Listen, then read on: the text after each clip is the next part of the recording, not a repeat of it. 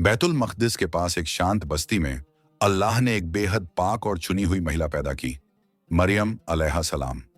बचपन से ही उनकी परवरिश ज़करिया अलैहिस्सलाम के हाथों में थी। वे जब भी उनकी मेहराब में जाते, मरियम अलैहिस्सलाम के पास ऐसा रिज़्क़ मिलता जो इंसानी वजह से नहीं आ सकता था। उन्होंने पूछा, ये कहाँ से आया? जवाब था, अल्लाह की तरफ से। एक दिन मरियम अलैहिस्सलाम इबादत में थीं, तभी अल्लाह ने जिब्रील अलैहिस्सलाम को इंसानी रूप में उनके पास भेजा। वे डर गईं, लेकिन फरिश्ते ने कहा, मैं सिर्फ तुम्हें एक पाक बेटे की खुशखबरी देने आया हूं। मरियम अलैहिस्सलाम हैरान होकर बोली, ये कैसे हो सकता है? जवाब मिला, अल्लाह जिसे चाहता है हो जा कहता है और वो हो जाता है। अल्लाह के हुक्म से उनका गर्भ ठहर गया और वे अकेली रेगिस्तान की तरफ चली गईं।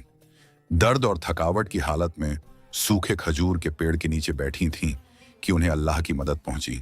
नीचे से आवाज आई, गम मत करो, तुम्हारे पैरों के पास पानी का सोता है और पेड़ को हिलाओ, ताजा खजूर गिरेंगे। बच्चे के जन्म के बाद असली परीक्षाएं शुरू हुईं।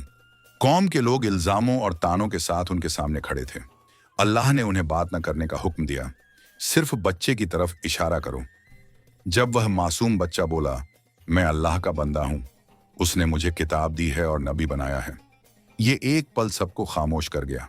मरियम अलैहिस्सलाम का मकाम अल्लाह ने उनकी पाकीज़गी, सब्र और भरोसे की वजह से बुलंद कर दिया, और ईसा अलैहिस्सलाम की पैदाइशारी ता क़यामत इस बात का सबूत है कि अल्लाह के लिए कोई चीज़ नामुमकिन नहीं।